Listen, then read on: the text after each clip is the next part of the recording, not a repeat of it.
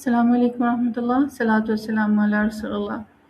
This is me, Quratulain Bukhari, Leadership Ali from Rehan AI Teachers Training Institute, batch number 24 and level number 1. I welcome you all to the Vision and the Values show. Today's day 23 of my AI Teachers training, and I'm assigned to record a video on a topic exploring digital nomadism and is it the future of work.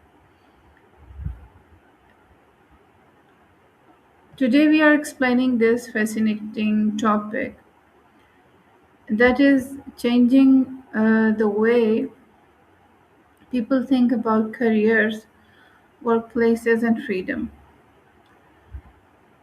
Imagine waking up in a different city, opening your laptop, connecting to the internet, and starting your workday without going to a traditional office.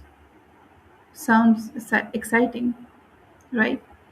But is digital nomadism really the future of work, or is it simply a lifestyle trend?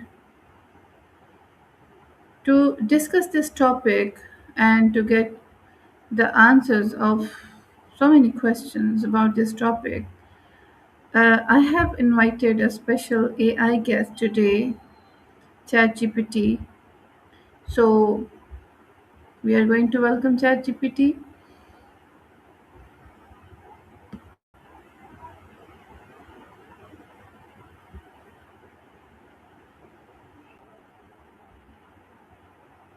Hello, ChatGPT.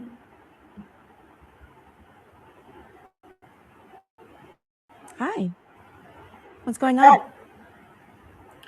ChatGPT, I'm so delighted you're here.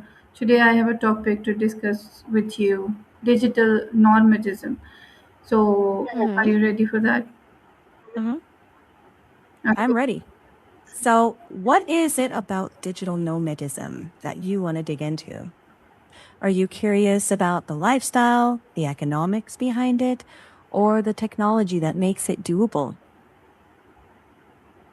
So, I want to discuss this topic and I want to learn it from very start. And I want Mhm. to ask what exactly is a digital nomad? Ah, great place to start. So, a digital nomad is basically someone who uses their work, online work, to live and travel without being tied to one specific place. They're not on vacation necessarily. They're just working remotely from wherever they happen to be. So that could be like, a beach town, a co living space in another country, or even just moving between cities. The core idea is location independence. Their job doesn't require them to sit in one office, one location or place to do it. Usually, they rely on internet based work like programming, writing, design, teaching, or running online stores. But it's not all freedom and fancy sunsets. It's also juggling time zones, visas, sometimes unstable Wi Fi, and blurring boundaries between work and rest. So, the key idea is location independence, right? Exactly. Location independence is the heart of it. The work isn't tied to a single zip code. From there, everything else kind of cascades. You choose environments that fit your energy or budget instead of the other way around. But, it also means building routines that can survive constant motion, like figuring out how to maintain social connections and mental focus while everything else keeps shifting. Now, do you want to go more into how people actually make that workable day to day? Yes, but before that, I want to discuss how Is a digital nomad different from a traditional employee? Hmm. So, a traditional employee usually has the set location, fixed hours, and a predictable routine. A digital nomad, well, swaps that stability for flexibility, but also uncertainty. Instead of, say, clocking in at 9 a.m. at the same desk, they might be hopping between a co-working spot in Lisbon 1 month and then a cafe in Mexico City the next. Their rhythm is self-directed. It means more autonomy, but also more self-management. You set the pace, but you also absorb the risks. There's no HR office to sort out your concerns or schedules. Benefits like health insurance or equipment support, those often don't come standard. You've got to patch those things together yourself. And mentally, it can feel freeing or unmooring, depending on your tolerance for ambiguity. So I want to ask a question about it. Why is digital nomadism growing? Just a sec. So it's growing because remote work is more accepted now. Tech makes it practical. People value flexibility more. And some countries now offer digital nomad visas, which makes it easier to stay legally. And, after years of hybrid or remote shifts, people got used to not being in an office, but it's not for everyone. The lifestyle can fall apart if income isn't stable or if time zones wreck your sleep. So it's kind of a trade off between control and uncertainty. Do you see that feeling like something you'd want to step into or not so much? Yes, I work online. Yes, I understand this. Let's talk about benefits and opportunities. So, what are some of the biggest benefits of being a digital nomad? Hmm.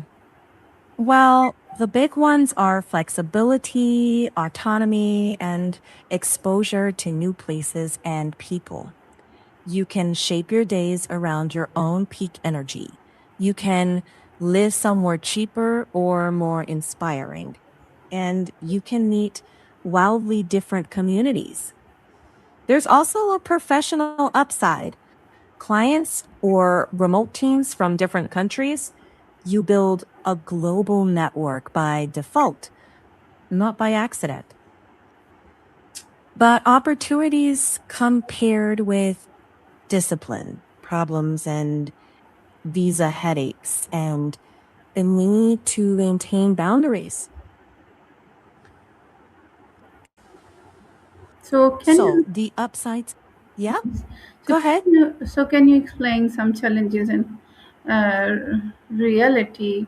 Is digital nomadism really as easy and glamorous as it looks on social media? Short answer, no. The Instagram version leaves out the grind. There are Wi-Fi meltdowns, lonely stretches, time zone chaos with clients, and visa runs that are not fun and can be expensive. Staying productive without a stable routine is harder than it looks. And relationships can, like, they can fray when everyone's scattered across different continents.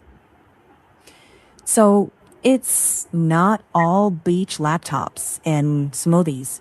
The trick is deciding if the trade offs fit your personality, your stage of life, and your tolerance for instability. It can be enriching, sure, but it takes more planning than the photos usually admit. Yeah, thank you so very much for explaining this so simply so that it can be easily understood by everybody. So, one last question that is of my personal interest, that as I have told you that since I am working online, so how can Mhm. digital nomads maintain a healthy work-life balance? Hmm. Well, one practical move is to set a default schedule, like actual office hours for yourself, no matter where you are. You pick a cutoff time, you silence notifications, you protect sleep, like it's non negotiable. And build in social anchors, like regular calls with a friend or family back home, or joining local groups.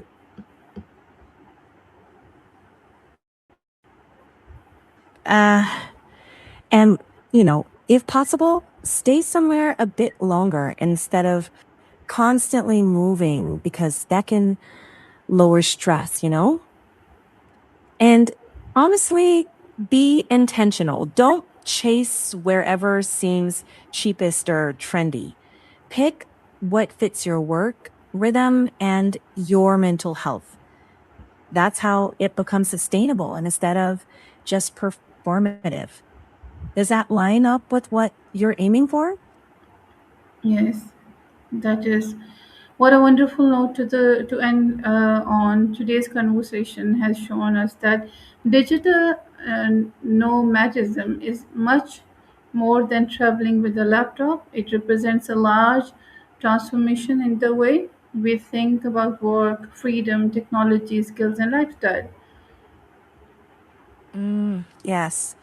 And like most transformations, it's exciting and a little messy.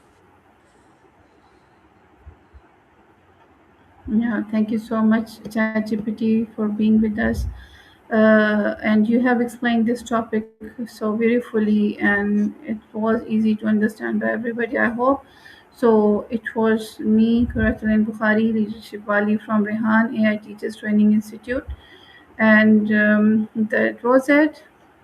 Inshallah, with some other topic in some other video, I'll meet you again. Till then, Allah bless you all.